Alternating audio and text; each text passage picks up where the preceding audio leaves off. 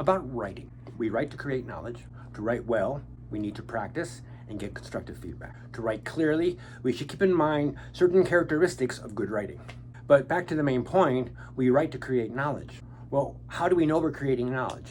Think of knowledge as a scaffold. In a building, there are many supports that support the whole building. And that's how knowledge is built. First, we identify. What are those key ideas we're talking about? Next, we define. What do those words mean? What do those ideas mean?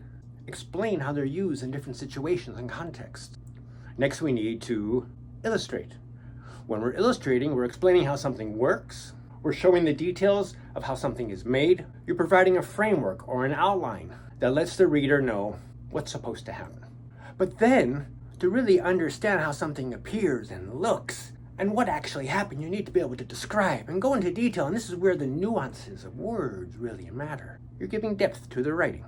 After we describe, then we need to narrate. What happened? What are you doing? What were the events to lead to something? Then we need to explain. How did something happen? Why did it happen? Were you expecting that to happen? What were the reasons behind it? Then we need to start analyzing something. Perhaps cause and effect. Perhaps compare and contrast. Perhaps problem and solution. And then we need to evaluate. So when we're evaluating, this is when we're talking about something that might be good or bad. When we analyzed, we were seeing what was different or what happened. But when we evaluate, we think, well, was this what we expected? Is this what we wanted?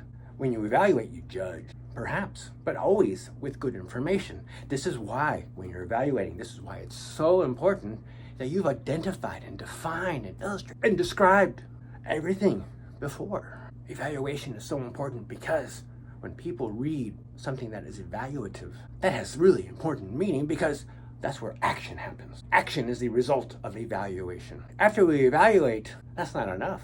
We need to teach people. We need to tell them what is expected. We need to teach them this knowledge. If we're evaluating and they don't understand, what good does the evaluation do?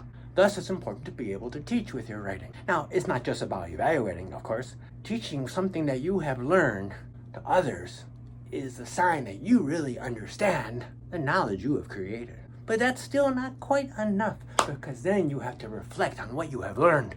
And that's perhaps the most important part of all of this knowledge building. Because when you reflect, you think, how can I do better?